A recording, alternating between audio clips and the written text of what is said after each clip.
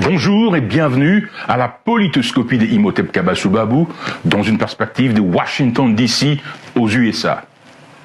Contrairement à son autosatisfaction onirique et lacunaire, s'évantant d'être un régime aux performances inégalées, jouissant du soutien américain tous azimuts, à Washington DC, le régime monocratique de Tshisekedi est vomi.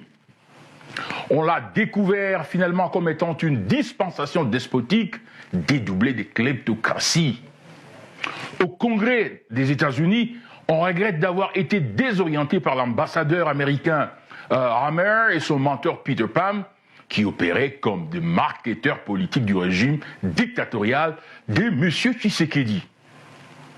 Ces deux diplomates avaient fabriqué la fausse image d'un régime luttant contre la corruption et l'impunité et promouvant le raffermissement de l'état de droit. Aujourd'hui, à la Maison-Blanche, au Congrès, au département d'État et surtout au département du Trésor, il y a émergence de la vérité d'un régime congolais despotique fonctionnant comme une véritable horde mafieuse. Cette horde se livre tant à la prédation du trésor public qu'au bradage éhonté des minerais du Katanga.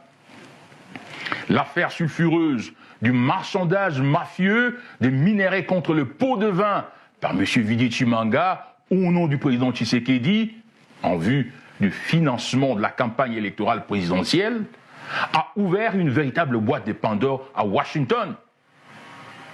Ces dossiers est venu noircir davantage les tableaux du régime de Tshisekedi comme une horde de pillards obsédés par les rétrocommissions et pots de vin à large échelle, comme établi dans le dossier d'un autre proche collaborateur de Tshisekedi, M. André Ouamesso.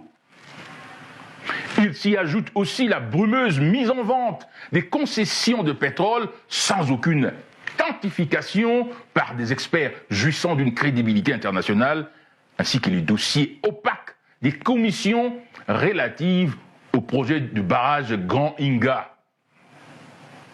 Les investigations menées par les services du département du Trésor, appuyées par les données des renseignements, ont amené les Américains à se rendre compte, finalement, de l'ampleur astrale, ou je veux dire abyssale, de la mafiotisation du pouvoir en RDC.